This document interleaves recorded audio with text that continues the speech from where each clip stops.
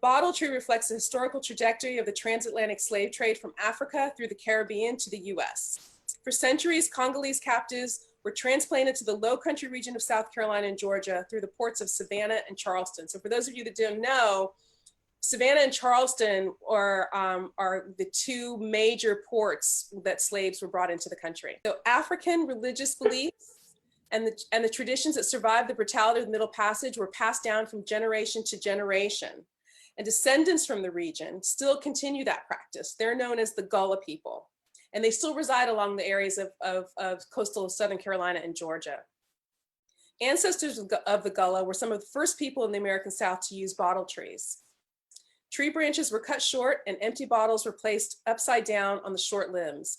The enslaved believed evil spirits were drawn to the bottles by the light of the moon and became trapped inside when they are forced to stay for the rest of the night.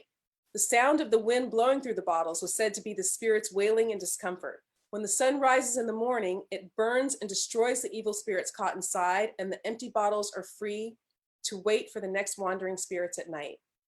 So we thought that it just made sense to have, since we were already honoring the Gullah people, it made sense to put a bottle tree as a source of protection to capture those evil spirits.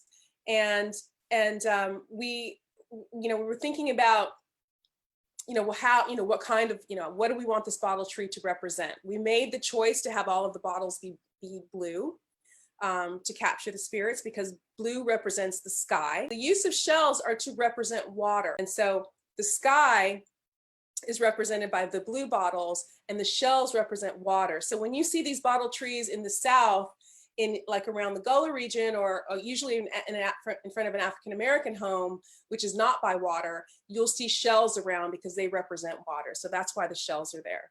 And I also want to talk a little bit about the shells and the way they're tied to the memory jugs or the spirit jars. Because in the Congo, the world of the spirit is very synced with water. It's called Kalunga.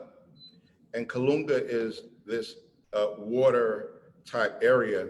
So when these bottles are placed near the grave and these shells are placed near the grave, it helps guide them back across to join the ancestors. So I really found it interesting how these things are happening in Alabama, and they're all a part of this diasporal logic.